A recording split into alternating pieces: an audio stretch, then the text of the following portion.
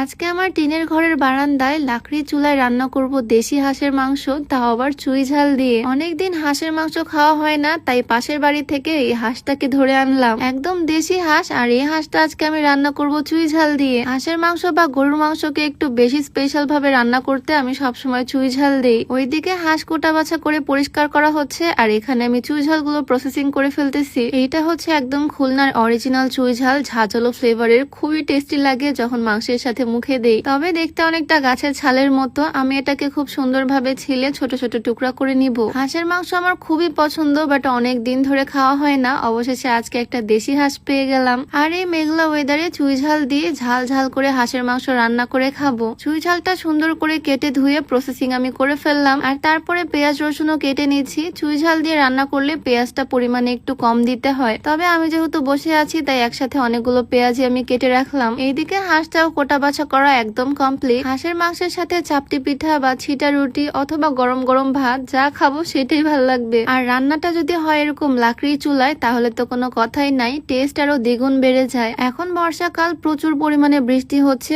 উঠানটা একদম কাদা মাটি দিয়ে ভিজে আছে। আর আমার বানানো সেই মাটির চুলাটার অবস্থাও এখন ঠিক নাই, তাই এখন উঠানে রান্না করতে পারতেছি না। বারান্দার মধ্যেই বসে পড়ছি এই সিমেন্টের চুলাটা নিয়ে। এই সিমেন্টের চুলাগুলো যেখানে সেখানে মুভ করা যায়, এগুলো অনেক কাজে আসে। যাই হোক, কথা বলতে বলতে আমি পেঁয়াজ আর গরম মশলা তেলে ভেজে নিলাম, আর তার মধ্যে দিয়ে দিলাম আদা বাটা, জিরা বাটা আর রসুন বাটা। বাটা মশলাগুলো দিয়ে তারপর একে একে গুঁড়া মশলাও দিয়ে দিলাম, লবণ দিলাম, একটু হলুদ দিচ্ছি, আর তারপর দিয়ে দিব মরিচের গুঁড়া। খুবই সিম্পল, এই মশলাগুলো দিয়ে দারুণ একটা রান্না হবে। হাঁসের মাংস আমি সবসময় একটু টাইম নিয়ে রান্না করি, একটু টাইম নিয়ে মশলাটা কষাই। মশলাটা ভালোভাবে একটু সময় নিয়ে কষানোর পর এখানে আমি দিয়ে দিচ্ছি সেই ধুয়ে রাখা চুই ঝালগুলো। এগুলো একদম খুলনার অরিজিনাল চুই ঝাল। এই চুই ঝালগুলো আমি নিয়েছি ইকুইটস ফেসবুক পেজ থেকে। চুই ঝাল আমি সবসময় তাদের পেজ থেকে অর্ডার করি। আমাদের উত্তরবঙ্গের বাজারে তো আর চুই ঝাল পাওয়া যায় না। ইকুইটস ফেসবুক পেজটা আমি ডেসক্রিপশনে মেনশন করে দিব, তোমরাও চাইলে তাদের পেজ থেকে চুই ঝাল অর্ডার করতে পারো। সারা বাংলাদেশে যে কোনো জায়গায় তারা হোম ডেলিভারির মাধ্যমে পাঠিয়ে দিবে। তো চুই ঝালগুলো দিয়ে মশলা আরেকটু কষিয়ে আমি তার মধ্যে হাঁসের মাংসগুলো দিয়ে দিলাম। এখন আর অন্য কিছু অ্যাড করতে হবে না, জাস্ট সময় নিয়ে আমি মাংসটা রান্না করে ফেলবো। একটু লো আঁচে টাইম নিয়ে রান্না করলে না যে কোনো রান্নায় অনেক মজা হয়। মাংসটাকে কষিয়ে তার মধ্যে পানি দিয়ে দিচ্ছি, এখন পানিটা কমে আসার পালা। এর মাঝে তোমাদেরকে দেখিয়ে দিই স্লিমিং হার্বাল টি, যেটা খাওয়ার মাধ্যমে তোমরা ওজন কমাতে পারবা। আর যেহেতু একদম প্রাকৃতিক উপাদান দিয়ে তৈরি, তাই কোনো রকমের সাইড এফেক্টের ভয় নাই। ওজন কমানোর পাশাপাশি এটা তোমাদের গ্যাস্ট্রিকের সমস্যাটাকেও দূর করবে। এইটা তোমরা পেয়ে যাবে beauty by Lim Facebook page থেকে। পেজটা ডেসক্রিপশনে মেনশন করে দেওয়া থাকবে, আর নাম্বারটা স্ক্রিনে দিয়ে দেওয়া থাকবে। তো কথা বলতে বলতে আমার হাঁসের মাংস